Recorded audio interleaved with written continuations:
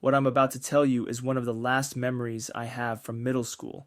It's etched into my mind, not because of its fondness, but because it was the most traumatic experience of my life. In middle school, I didn't have many friends, but the few I did have were as quirky as I was. There were Kevin, Sam, Oliver, and me, an inseparable group of 4. At least that's how it seemed. In hindsight, Kevin and I were beginning to drift away from Sam and Oliver. Still, that summer, we were close enough to decide on a school camp together, organized by a handful of our teachers. The camp was held in a remote mountain lodge in Colorado, isolated enough to spark a mix of excitement and unease. The place had an almost surreal atmosphere, nestled among pine trees with fog curling around its base like a secret. The journey to the camp was chaotic. Kevin and I bickered about something trivial, and I felt a cold brewing, sneezing through most of the bus ride.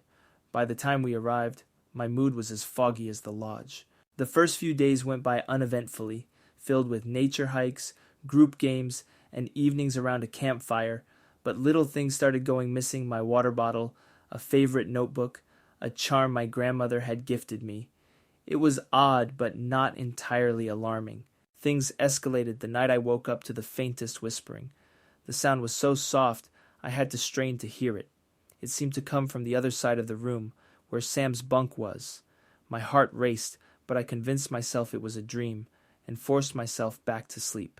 The next day, during a game of hide-and-seek, I saw something that sent chills down my spine. While hiding behind a shed, I glanced toward the lodge and spotted a figure in the attic window.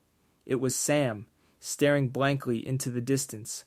But the lodge didn't have an attic. I dismissed it as a trick of the light, but my unease grew. That night, curiosity, or perhaps fear, compelled me to search Sam's belongings. Hidden beneath a pile of clothes in his duffel bag, I found my missing items, including the charm and my notebook. What truly horrified me was what came next: a thick, leather-bound journal. The pages were written in a deep red ink so dark it resembled blood. The drawings were chaotic, and grotesque figures mutilated in nightmarish ways, eyes scratched out of faces, limbs twisted into impossible shapes. And then there were the pages of me. One drawing showed me hanging from a tree, my charm dangling from my hand. Another was my name, written over and over, punctuated by violent scratches. The last page read in bold scrawled letters, "I'll do it tomorrow." Instead of taking the whole journal, I tore out the most incriminating pages, tucking them into my pocket. My hands shook as I did it, terrified Sam might wake up. I couldn't bear the thought of leaving the journal untouched, but I didn't want him to notice something was missing either. I ran to our teacher, Mrs. Turner, clutching the torn pages. At first, she dismissed it as a prank until she saw the drawings and writing. Her face turned pale, and she called the other staff members into a huddle. They decided to cut the camp short. The next morning, the bus ride back was silent. Sam sat alone, staring out the window. No one said a word to him, and I avoided his gaze at all costs. Once we were home, I told my parents everything. They contacted the school and the authorities.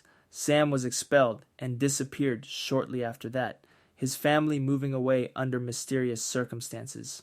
Years later, while cleaning out some old belongings, I found those same torn pages from Sam's journal tucked into a dusty book on my shelf. I stared at the haunting red scrawls for hours, unable to comprehend how they had followed me after all these years.